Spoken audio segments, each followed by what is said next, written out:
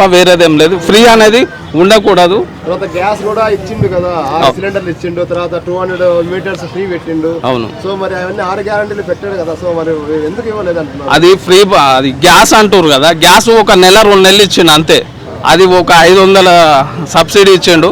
ఇప్పుడు మళ్ళీ గ్యాసు ఇరాన్లో ఇట్లా అయింది కదా, మొత్తం యుఎస్ఏ నుంచి యుఎస్ఏ యుద్ధము, అమెరికా చేయడం, ఈ ఇరాక్ వల్ల గ్యాసు దొరకడమే కష్టమవుతుంది. పాపం పేద ప్రజలు కట్టెల పొయ్యి మీద వండుకునే పరిస్థితి ఏర్పడుతుంది. గ్యాసులు యుద్ధమనే ఈ ప్రభుత్వాలకు చిత్తశుద్ధి లేదు, ఇట్లా ఉన్నది.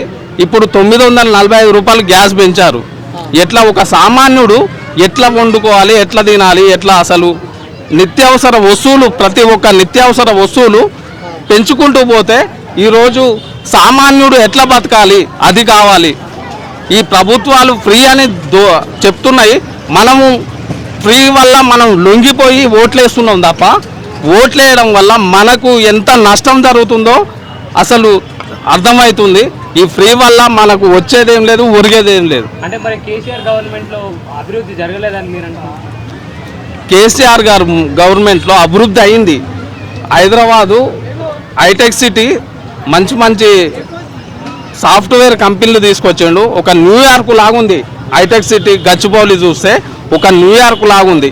ఈరోజు మనం గర్వపడేది ఏంటంటే, ఒక ప్రకాష్ రాజ్ గారు కానీ లేక ఇంకా వాళ్ళు సినీ ఫీల్డ్ హీరోసే న్యూయార్క్ లాగా ఉందని మంచిగా చెప్పిన వాళ్ళు. మనకు ఈ కాంగ్రెస్ నాయకులకు ఏం అర్థమవుతుందో కానీ కేసీఆర్ గారు మరి ఇప్పుడు కేసీఆర్ గారు అంత అభివృద్ధి చేశారని చెప్పి మాట్లాడుతున్నారు. బట్ ఎందుకు గవర్నమెంట్ ఫామ్ కాలేకపోయింది? మార్పుని కోరుకున్నారు ప్రజలు. హైదరాబాద్ సిటీలో ఖచ్చితంగా ఓట్లేసి గెలిపించుకున్నాం మేము.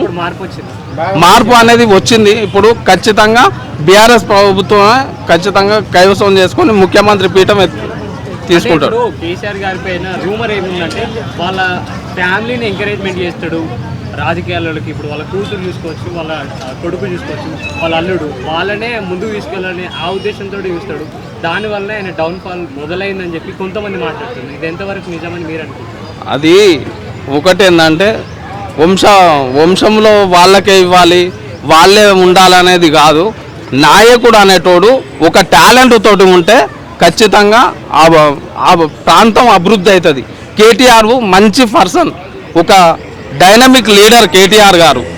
సో అంటే నెక్స్ట్ కేటీఆర్ గారు అనుకోవచ్చా? నెక్స్ట్ సీఎం కేటీఆర్ అవుతాడు. ఎందుకంటే మంచి ఐటీ రంగం అభివృద్ధి చేసింది కేటీఆర్ గారు, డైనమిక్ లీడర్. అంటే అలా జరిగితే కనుక నేను పార్టీ నుండి వెళ్ళిపోతానని చెప్పి హరీష్ రావు గారు మాట్లాడుతున్నారు. మరి దీనిపై మీరేమో? పోయేటోళ్ళు పోతారు, ఉండేటోళ్ళు ఉంటారు. శాశ్వతం అనేది కాదు. పార్టీలో ఎవరైతే ఉంటారో, ఎవరు అభివృద్ధి చేస్తారో, తెలంగాణ ప్రాంతానికి ఎవరు అభివృద్ధి చేస్తారో వాళ్ళే ఖచ్చితంగా నిజమైన లీడర్, నిజమైన నాయకుడు. కవిత గారు దాంట్లో ప్రత్యేకంగా వేరే పార్టీ పెట్టారు కదా. అవును. ఇప్పటికే ఆల్రెడీ డౌన్ఫాల్ మొదలైంది. ఇప్పుడు హరీష్ రావు గారు కూడా వెళ్తే ఒక మూల స్తంభం వెళ్ళిపోయినట్టే కదా.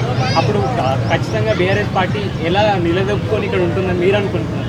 గతంలో ఎంత అభివృద్ధి చేసినారో అదే ప్రజలు చూస్తారు తప్ప, ఎవరు పోయినా ఎవరు ఉన్నా మాత్రం ఎవరికే నష్టం కాదు. పనిచేసే వాళ్ళే పోయిన తర్వాత మిగతా వాళ్ళు ఉన్నా వేస్టే కదా. కేసీఆర్ గారిని చూసి వేస్తారు ఖచ్చితంగా.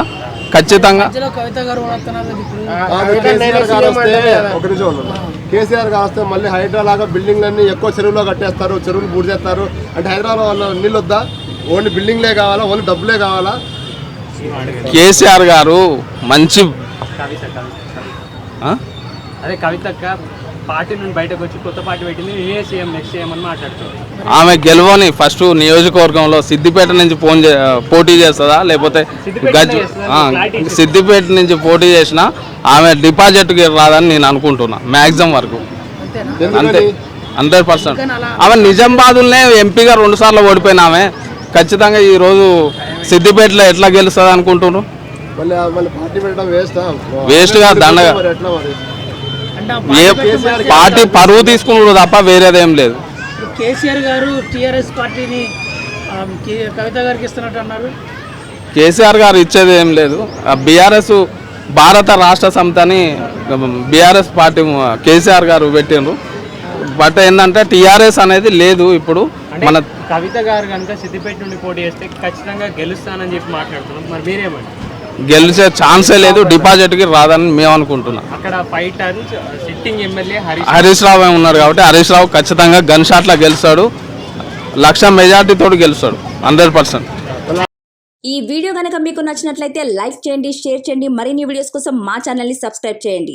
మీ అభిప్రాయాలు మాకు కామెంట్స్ రూపంలో చెప్పండి. మరిన్ని వీడియోస్ కోసం మా ఛానల్ని సబ్స్క్రైబ్ చేయండి.